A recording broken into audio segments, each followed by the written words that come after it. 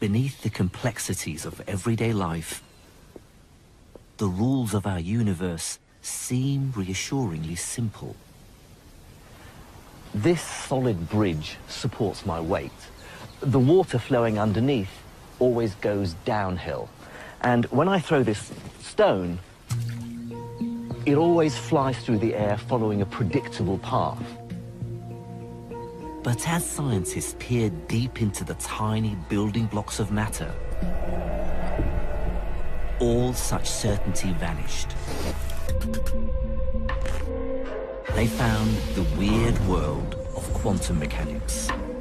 Deep down inside everything we see around us, we found a universe completely unlike our own. To paraphrase one of the founders of quantum mechanics, everything we call real is made up of things that cannot be themselves regarded as real. Around 100 years ago, some of the world's greatest scientists began a journey down the rabbit hole into the strange and the bizarre.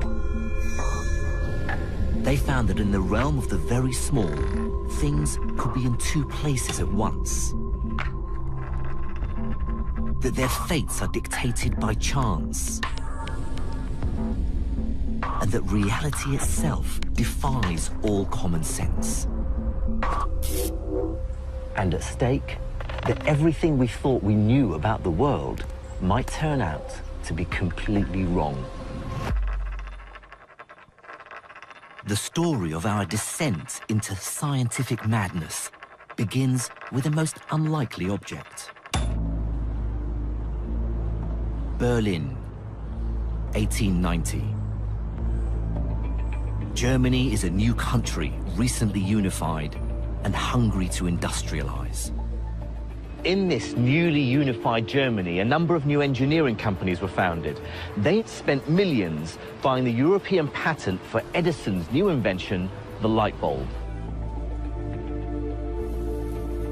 The light bulb was the epitome of modern technology, a great optimistic symbol of progress. Engineering companies quickly realized there were fortunes to be made building streetlights for the new German Empire. But what they didn't realize was that they would also unleash a scientific revolution. Strangely enough, this humble object is responsible for the birth of the most important theory in the whole of science, quantum mechanics, a theory that I've spent my life studying. And that's because back in 1900, the light bulb presented a rather strange problem. Engineers knew that if you heated the filament with electricity, it glowed. The physics that underpinned this, though, was completely unknown. But something as basic as the relationship between the temperature of the filament and the color of light it produces was still a complete mystery. A mystery they were obviously keen to solve. And with the help of the new German state, they saw how to steal a march on their competitors.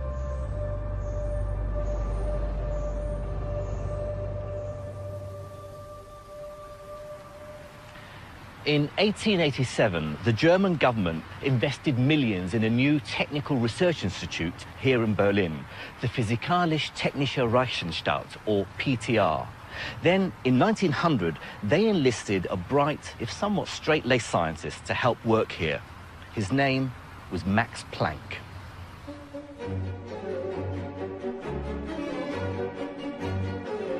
Planck took on a deceptively simple problem: why the color of the light changes as the filament gets hotter. To get a sense of the puzzle facing Planck, I'm going to ride this bicycle with an old-fashioned lamp powered by an old-fashioned dynamo.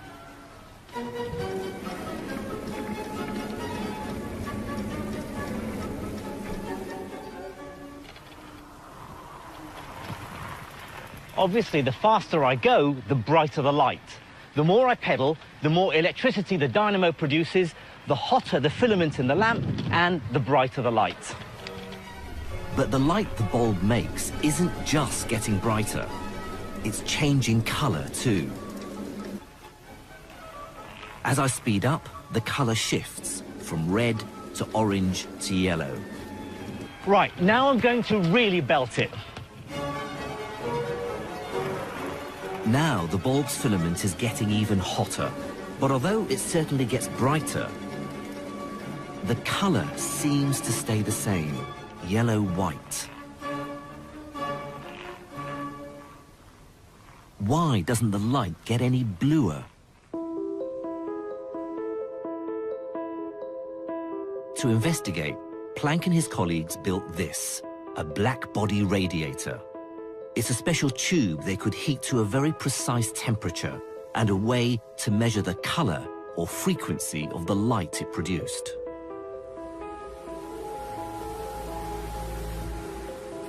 Nowadays, over 100 years later, the PTR still do exactly this kind of measurement, just much more accurately. The temperature inside here is 841 degrees centigrade. I can feel the heat coming off, and it's glowing with a lovely orangey red color. It's about the same color as my bike light when I'm cycling slowly. But I want to see something hotter still. The temperature inside here is about 2,000 degrees centigrade.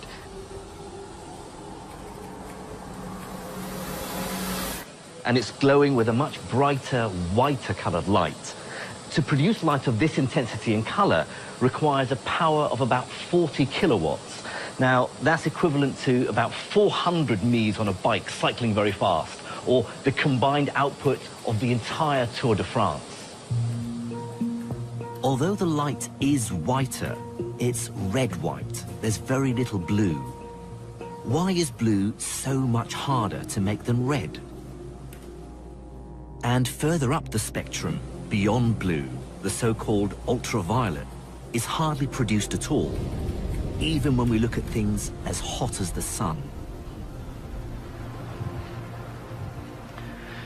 Even the sun, at a temperature of 5,500 degrees centigrade, produces mostly white visible light and makes remarkably little ultraviolet light given how hot it is. Why is this? Why is ultraviolet light so hard to make?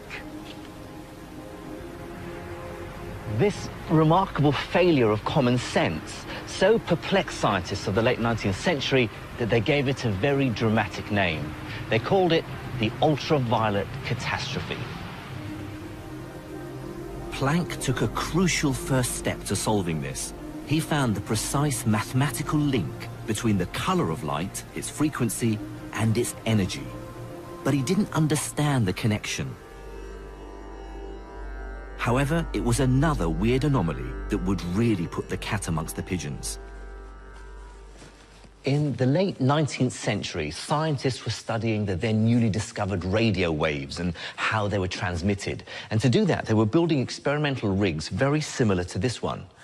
Basically, by spinning this disc, they could generate huge voltages that caused sparks to jump across the gap between the two metal spheres.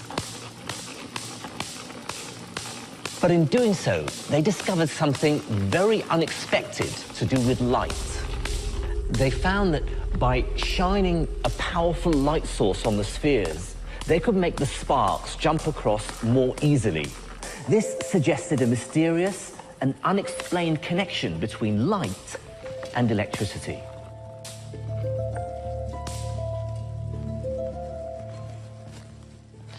To understand what was happening, scientists used this. It's called a gold leaf electroscope. It's basically a more sensitive version of the spark gap apparatus. Now, first of all, I have to charge it up. What I'm doing is adding an excess of electrons that are pushing the two gold leaves apart. Now, first I take red light and shine it on the metal surface, and nothing happens. Even if I increase the brightness of the light, still the gold leaves aren't affected. Now I'll try this special blue light, rich in ultraviolet. Immediately, the gold leaves collapse.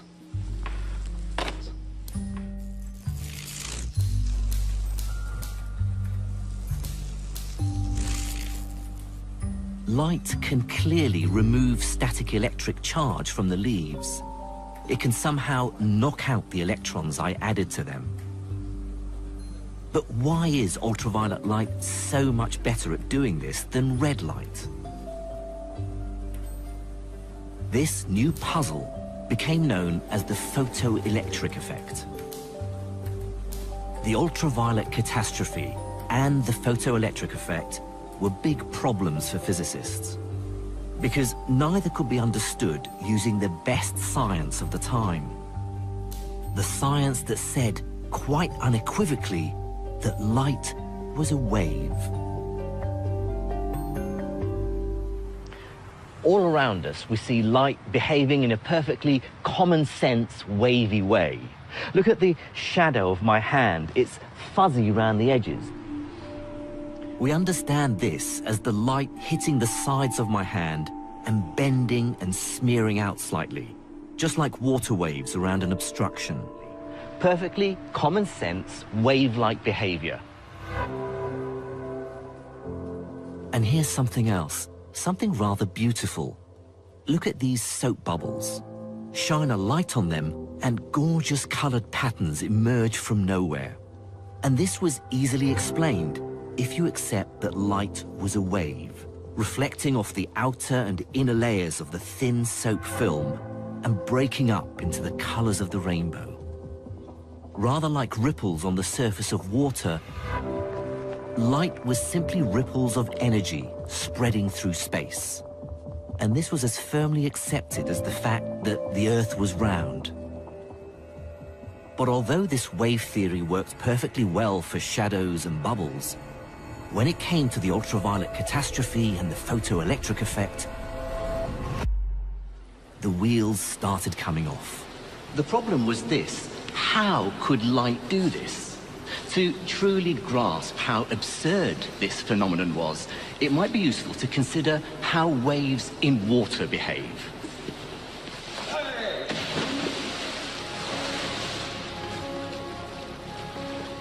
This is the wave tank at the RNLI's headquarters in Dorset.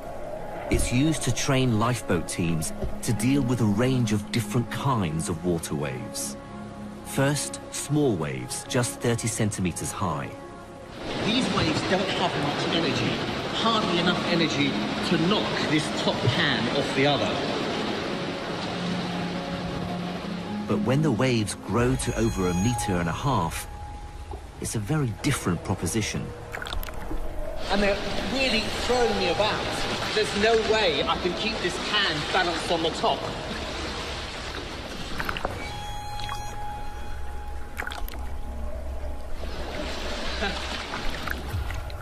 It's clear what water waves are telling us. Bigger, more intense waves have more power. They easily knock me and the cans around.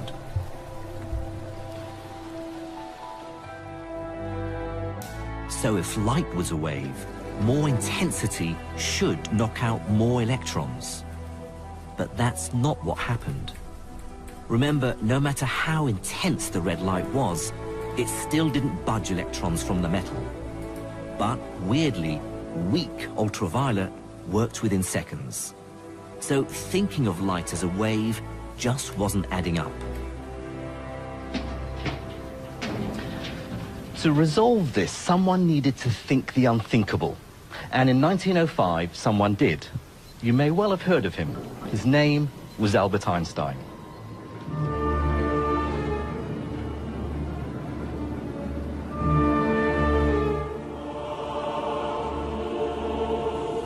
This is the Archenhold-Sternwarte Observatory in Berlin. Perched on top is a strange, huge iron and steel construction. But it's not a gun. It's actually a telescope.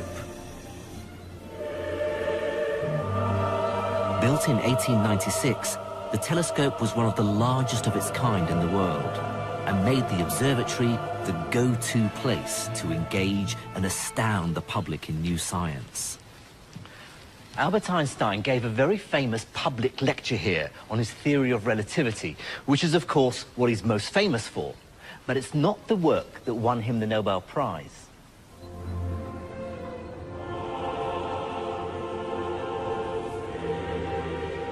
In 1905, he'd also come up with a new theory to explain the photoelectric effect.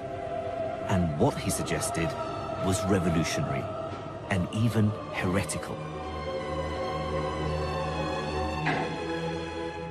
He argued that we have to forget all about the idea that light is a wave and think of it instead as a stream of tiny bullet-like particles. The term he used to describe a particle of light was a quantum. To Einstein, a quantum was a tiny lump of energy. And although in 1905 the word wasn't new, the idea that light could be a quantum seemed crazy. And yet, following Einstein's heretical line of thought to its logical conclusion, solved all the problems with light at a single stroke.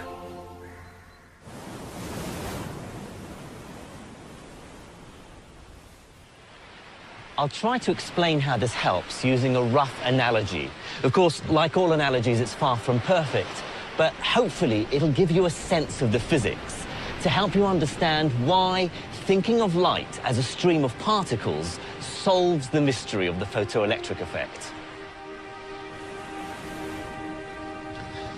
In this analogy, these red balls represent Einstein's light quanta. And those cans over there are the electricity held in the metal. Now, in the original experiment, they made electricity flow from the surface of the metal by shining light on it. In my analogy, I'm going to try and knock those tin cans over using these red balls.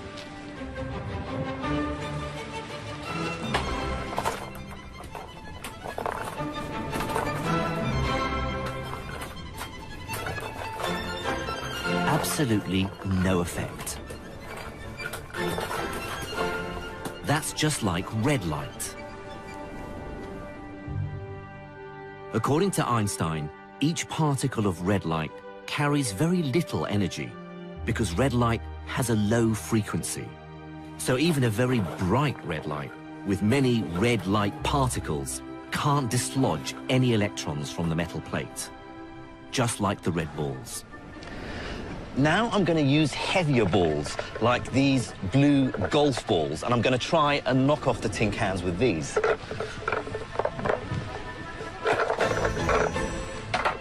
They're like the ultraviolet light in the experiment. Now, each individual light particle carries more energy because ultraviolet light is higher frequency.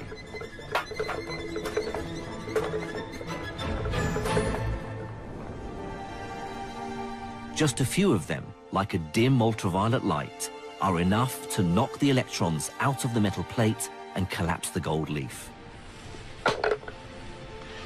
So Einstein's idea that light is made up of tiny particles or quanta is a wonderful explanation of the photoelectric effect. I remember when I first learnt about this, being blown away by its sheer elegance and simplicity. But what's more, Einstein's nifty idea also helped solve Planck's mystery of the light bulb. There was more red than ultraviolet because ultraviolet quanta took so much more energy to make, about 100 times more energy. No wonder there are so few of them. That moment at the beginning of the 20th century signaled a genuine revolution because it demonstrated that the kind of physical science that people were doing right back to Newton and Laplace and people like that, that you needed a completely new approach. Physics has never recovered from that moment in the sense that it's built on that moment. That's where modern physics really began. But Einstein's theory also left physicists with a dizzying paradox, defying all common sense. Light was definitely a wave, which explained shadows and bubbles. And now it was definitely a particle too, Einstein's quanta, explaining the photoelectric effect and the ultraviolet catastrophe. Then, just a few years after Einstein's brilliant, crazy idea, the paradox got a lot deeper and a whole lot weirder. because what seemed to be a curious mystery about light was about to become a battleground about the nature of reality itself.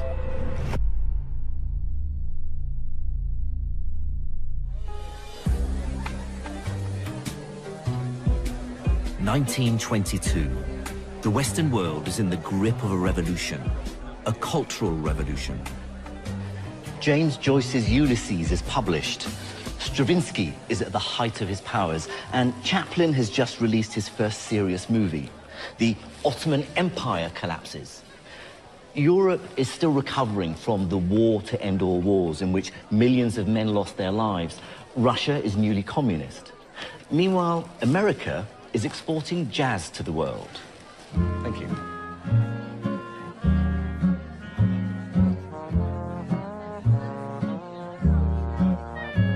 In art, politics, literature, economics, there was an insatiable appetite for change. This was the birth of modernism. You got a heart that there's no way of knowing. Can see where you are, but can't see where you're going. And I'm stuck here still. I'm tangled up with you. This whole world can be so uncertain. But, and I might get into trouble for saying this, I would argue that the upheaval that took place in physics at this time would eclipse them all and have far longer lasting consequences. It had begun with the discovery of the weird and contradictory wave-particle nature of light. It ended up as an epic battle fought between the greatest minds in science for the highest possible stakes, the nature of reality itself. I know I deserve you, I know you're my savior, but when I observe you, you change your behavior. So On one side, a new wave of modernist revolutionary scientists and their leader, the brilliant Danish physicist, Niels Bohr. On the other side, the voice of reason, Albert Einstein, at the height of his powers and now world famous, a formidable adversary.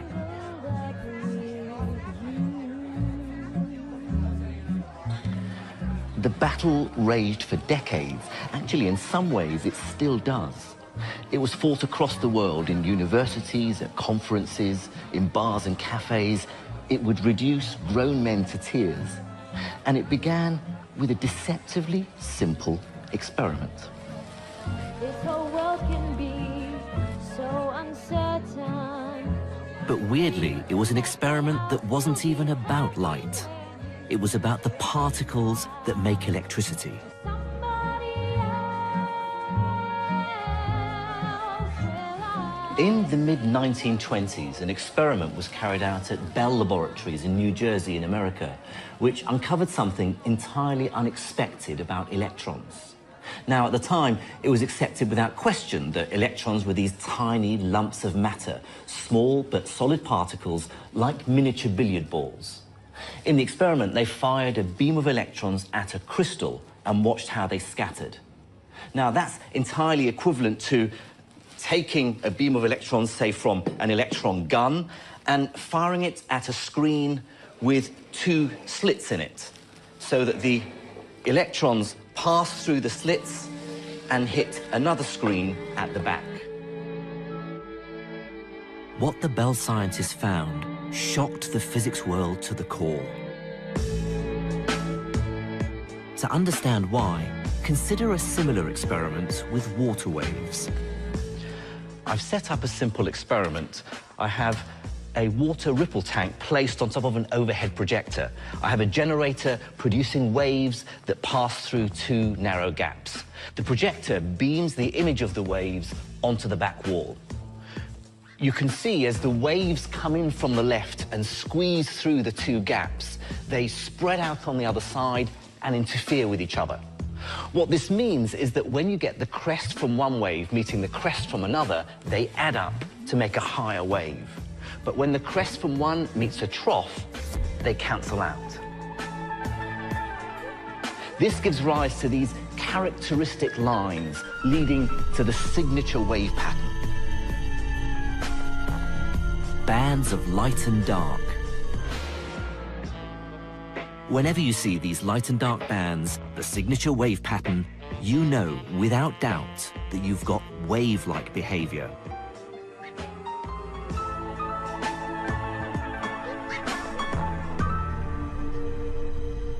So, guess what they saw in New Jersey? Now it seemed that firing electrons, tiny solid particles, through the two gaps produced exactly the same kind of pattern, bands of light and dark.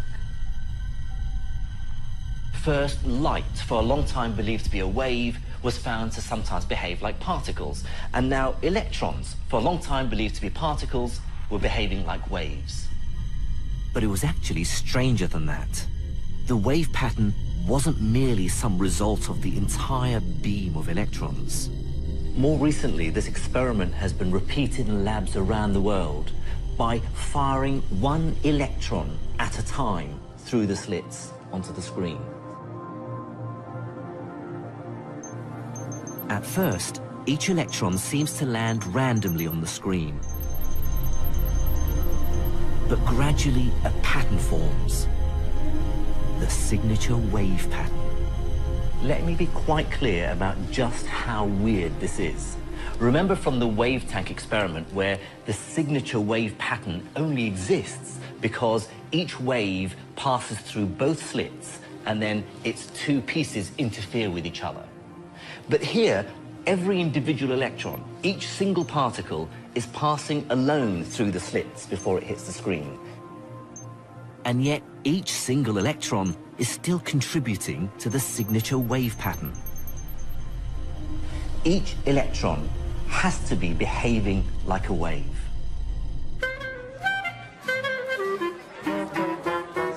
To explain this strange result, Niels Bohr and his colleagues created quantum mechanics, a crazy theory of light and matter that embraced contradiction and didn't care that it was almost impossible to understand.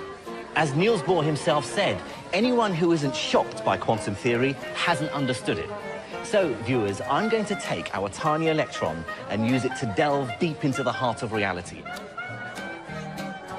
And yes, prepare to be shocked, because this is the only way to explain what we observe when a single electron travels through the slits and hits the screen. Quantum mechanics says this: we can't describe what's traveling as a physical object. All we can talk about are the chances of where the electron might be. This wave of chance somehow travels through both slits, producing interference just like the water wave. Then, when it hits the screen, what was just the ghostly possibility of an electron mysteriously becomes real. Let me try and capture just how weird this is with an analogy. If I spin this coin,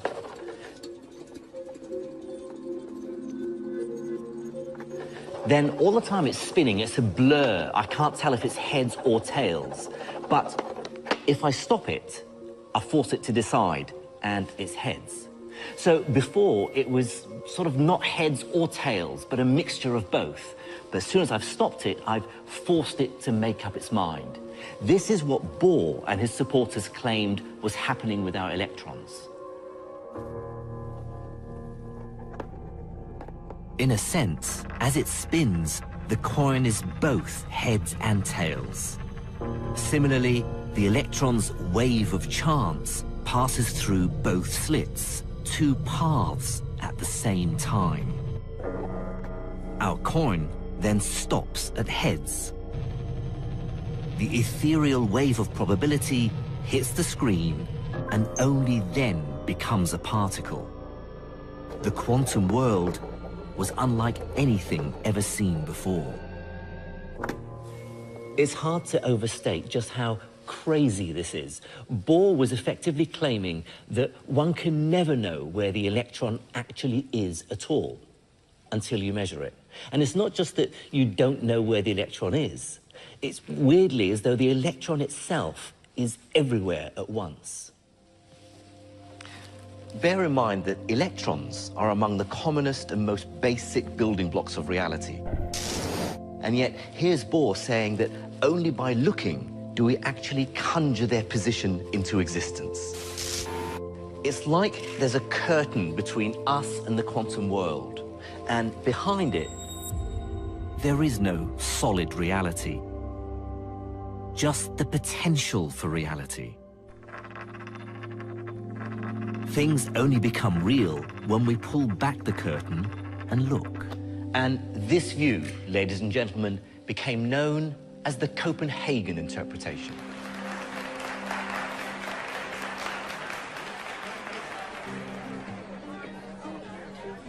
Persuasive as it might seem, many people couldn't stomach Niels Bohr's outlandish ideas. And they found a natural leader in the most powerful man in science. Albert Einstein hated this interpretation with every fiber of his being.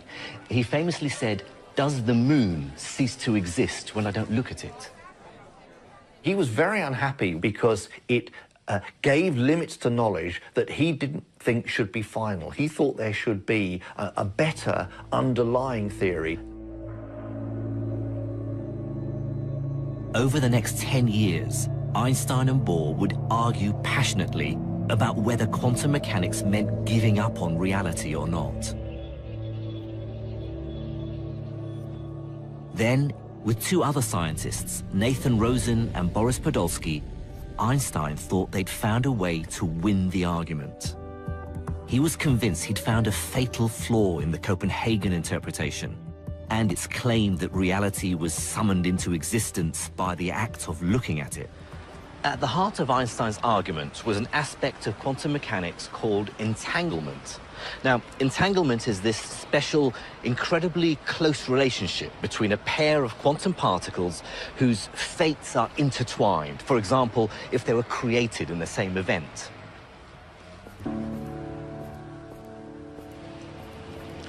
Let me try and explain this by imagining the two particles are spinning coins.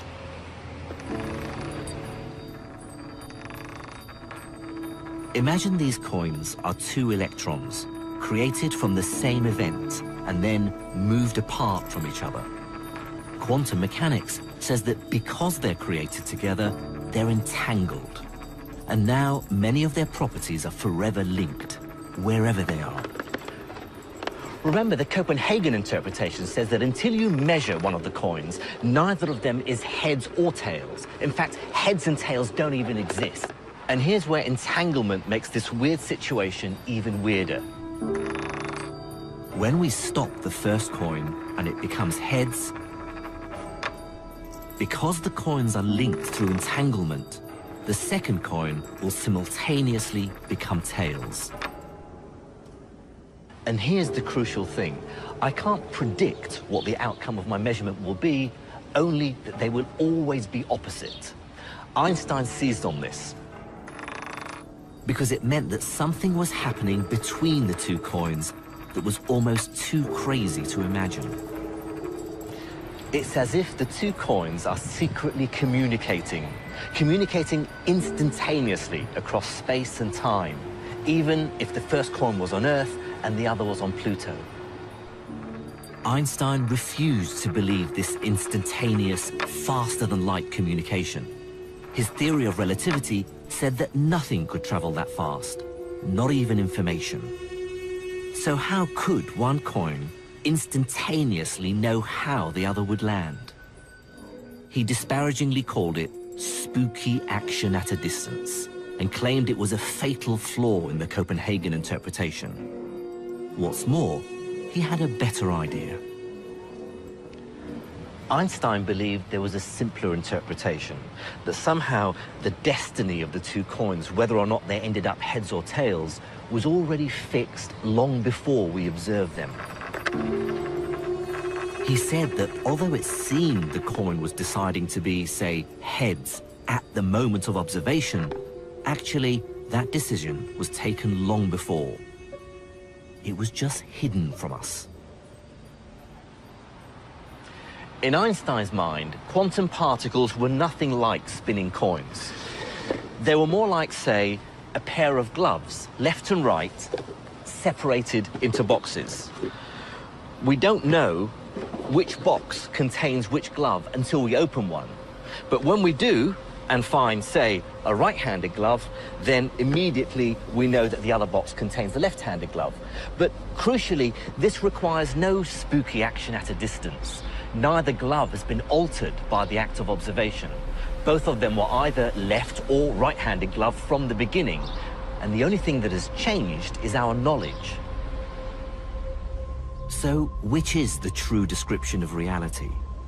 Bohr's coins, which only become real when we look at them, and then magically communicate to each other? Or Einstein's gloves, which are hidden from us, but are definitely left or right from the beginning? In other words, is there an objective reality, as Einstein believed, or not, as Bohr maintained? In the late 1930s, as the world plunged into war, there was no way to answer this question. The battle to understand the nature of reality was deadlocked.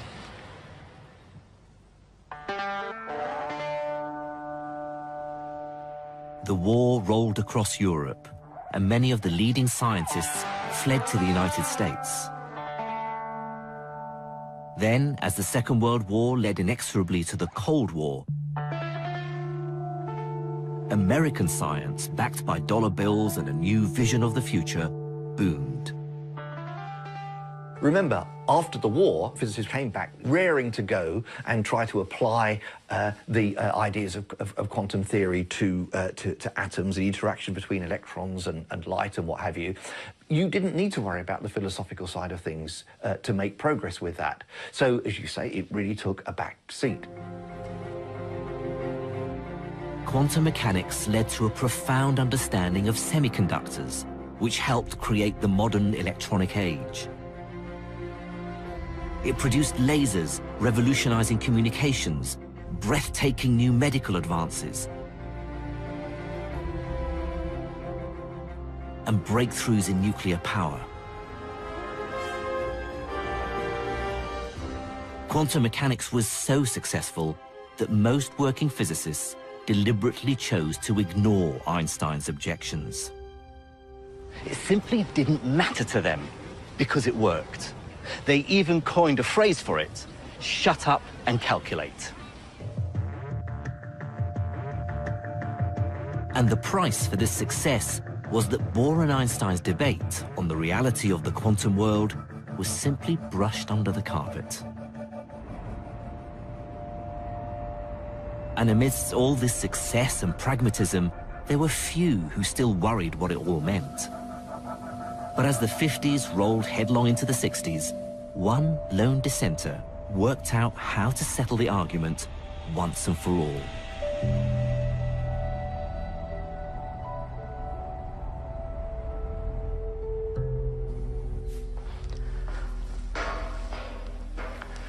John Bell, I think it's fair to say, isn't well known to the general public. But to physicists like me, he's, well, a hero. He was an original thinker with real courage in his convictions, and the story of his rise to become one of the greats of physics is made even more remarkable when you consider how he started. He was born in Belfast in the 1920s into a poor working-class family. His father was a horse dealer, and they really struggled to get him into Queen's University, Belfast, to study physics. In fact, he was the only one in his family to even finish school. This, I believe, made him insatiably curious, fiery, and stubborn.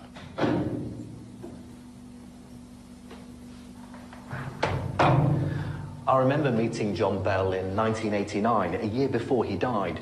We were both at a conference in America, and we happened to be sharing a lift just after both attending a talk on quantum mechanics. Keen to say something to the great John Bell, I said I thought the speaker's conclusions were completely crazy. He stared at me with his piercing blue eyes, and for a moment I thought my fledgling physics career was going down the drain. But as the lift doors opened and he was about to leave, he said, "Yes, I completely agree with you. Haven't they heard of the helium problem?"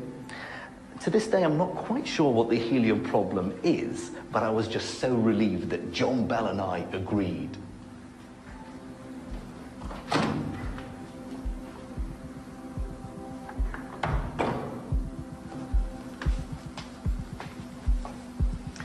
For many years, he worked here at Britain's Atomic Energy Research Centre at Harwell, who built this early experimental nuclear reactor called Dido. It was here that he started pondering the deep and worrying questions that quantum mechanics raised. Did the quantum world only exist when it was observed? Or was there a deeper truth out there waiting to be discovered? In fact, he was so troubled, he began to wonder if there was a problem at the heart of quantum mechanics. He famously said, "I hesitate to think it might be wrong, but I know it is rotten." And so in the early 1960s, Bell decided to try and resolve the crisis at the heart of quantum physics. It was an epic challenge. After all, how do you check if something is real, if something is or isn't there, all without looking? How do you look behind the curtain without pulling it open? But John Bell came up with a brilliant way of doing exactly that. I think this is one of the most ingenious ideas in the whole of physics. It's certainly one of the most difficult to understand and explain. But I'm going to try and have a go, and yes, I'm afraid I'm going to use another analogy. This time, I'm going to play a game of cards, but it's one for the highest possible stakes, the nature of reality itself. The card game is against a mysterious quantum dealer. The cards he deals represent any subatomic particles, or even quanta of light, photons. And the game we'll play will ultimately tell us whether Einstein or Bohr was right. Now, the rules of the game are deceptively simple. The dealer is going to deal 2 cards face down. If they're the same color, I win. If they're different colors, I lose.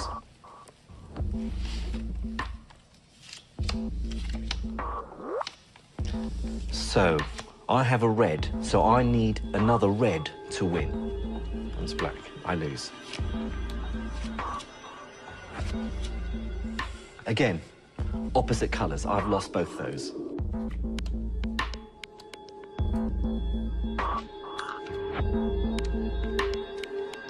That's 4 in a row.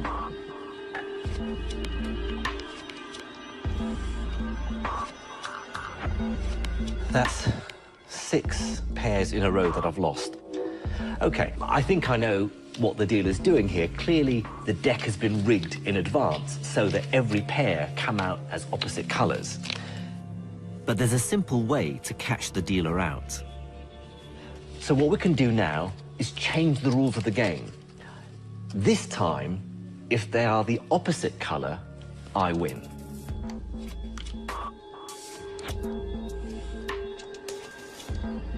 But once again, every time, my evil quantum opponent beats me.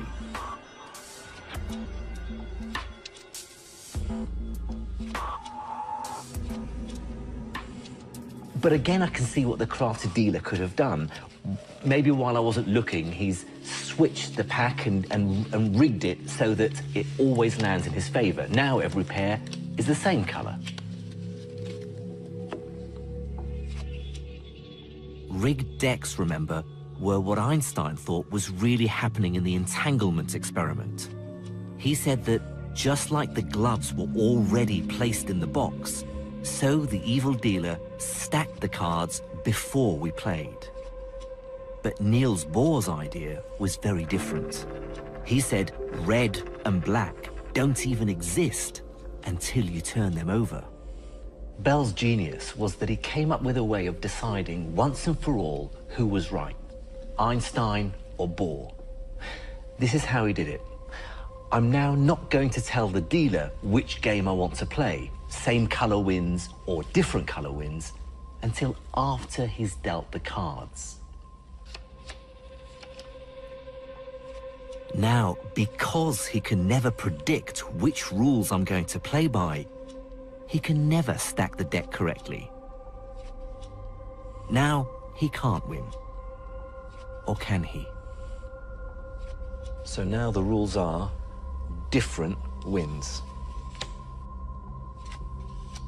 The same, okay? Same color wins. This gets to the very heart of Bell's idea. If we now start playing and I win as many as I lose, then Einstein was right. The dealer is just a trickster with a gift for sleight of hand. Reality may be tricky, but it does have an objective existence. But what if I lose? Well, then I'm forced to admit that there is no sensible explanation. Each card must be sending secret signals to the other across space and time in defiance of everything we know. I'm forced to accept that at the fundamental quantum level, reality is truly unknowable.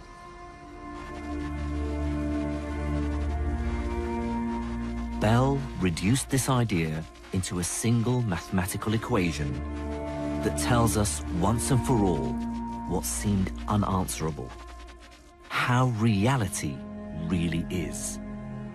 John Bell published his idea in 1964, and the extraordinary thing is, at the time, the entire physics community ignored him.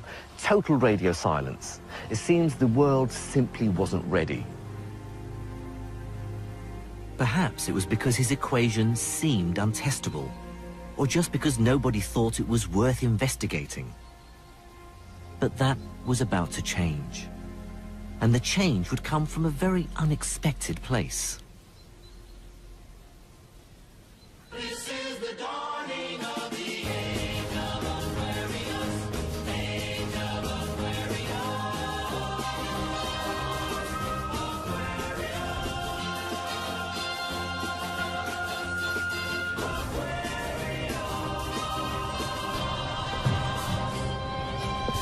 America was in crisis over Vietnam, Watergate, feminism, the Black Panthers.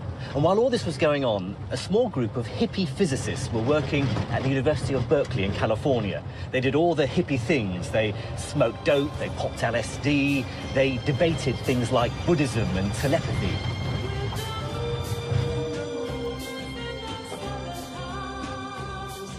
And they loved quantum mechanics. In its weird version of reality, they saw parallels with their own esoteric beliefs.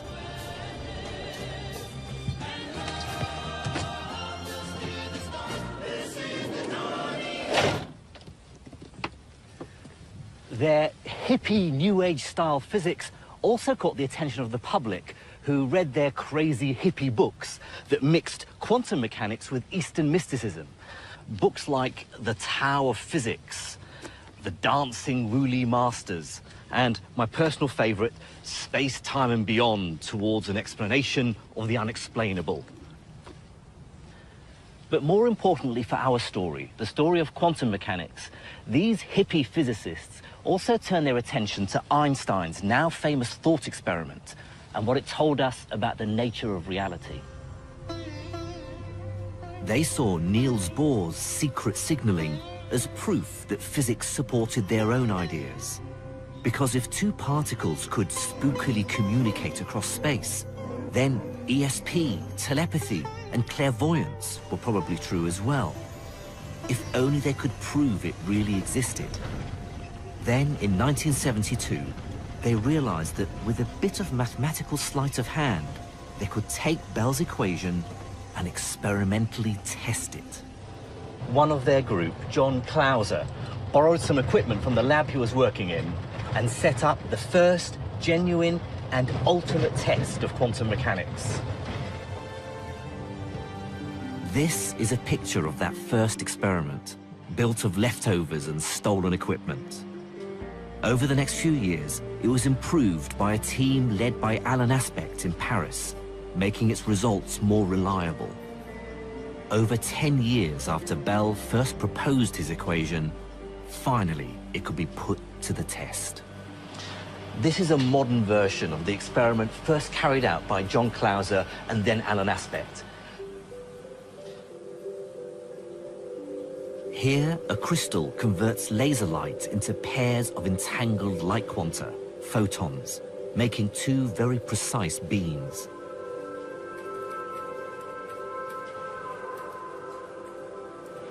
These photons are passed round and bent back again until they pass through these detectors. The two photons are like the two cards the evil dealer places in front of me. We'll measure a property of the photons called polarization, which is equivalent to the color of the playing cards in my game. So, for instance, winning with two matching red cards might be the same as two photons with matching polarization. But because this is quantum mechanics, it's more complicated than my simple card game. And these dials here allow me to measure a second property of the photons as well. Now, that's equivalent to me not only trying to guess the color of the face of the cards, but also trying to guess the color of the back of the cards. Okay, so we're now going to switch on the laser and start the experiment.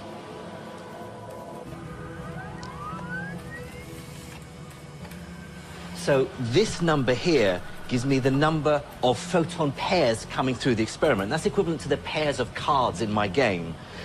The graph here dropping down gives me the probability that I can win, that I'm guessing right. The more photons, the more accurate it becomes. I'll stop at an uncertainty of about 1%.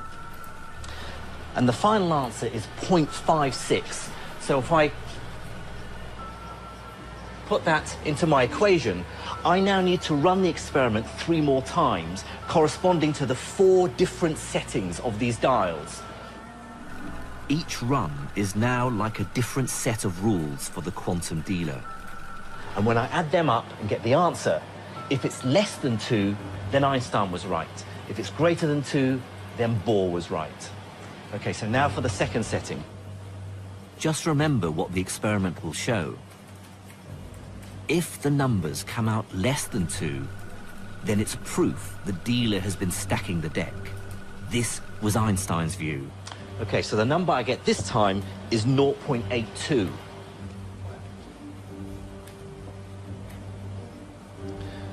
Now reset for run 3. But if the result is greater than 2, then the deck cannot be stacked, and something else is at work. Okay, so the run 3 result is minus 0.59. And finally, run 4. This last number will finally reveal if the world follows common sense or something much more bizarre. Okay, so our final result is in, and it's 0.56. So if we turn the laser off... Right, I better just work out the answer.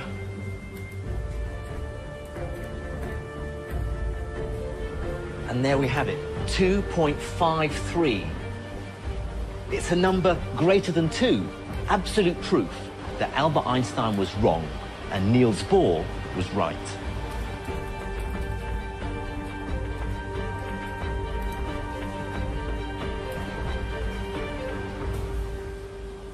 The significance of this result is simply enormous. Just remember what it means. Einstein's version of reality cannot be true. No amount of clever jiggery-pokery with our experiment can cheat nature. The two entangled photons' properties couldn't have been set from the beginning, but are summoned into existence only when we measure them. Something strange is linking them across space. Something we can't explain or even imagine other than by using mathematics. And weirder, photons do only become real when we observe them. In some strange sense, it really does suggest the moon doesn't exist when we're not looking. It truly defies common sense. No wonder towards the end of his life, Einstein wrote, "All these 50 years of conscious brooding have brought me no nearer to the question, what are light quanta? Every Tom, Dick and Harry thinks he knows it, but he is mistaken." The experiment only confirms this. Whatever is happening, we just don't understand it. But it doesn't mean we should stop looking. While it's true that Einstein's dream of finding a reasonable, common-sense explanation was shattered for good, my own personal view is that this doesn't necessarily banish physical reality. Like Einstein, I still believe there might be a more palatable explanation underlying the weird results of quantum mechanics. But one thing is clear. Whether there are physical, spooky connections, whether there are parallel universes, whether we bring reality into existence by looking, whatever the truth is, the weirdness of the quantum world won't go away.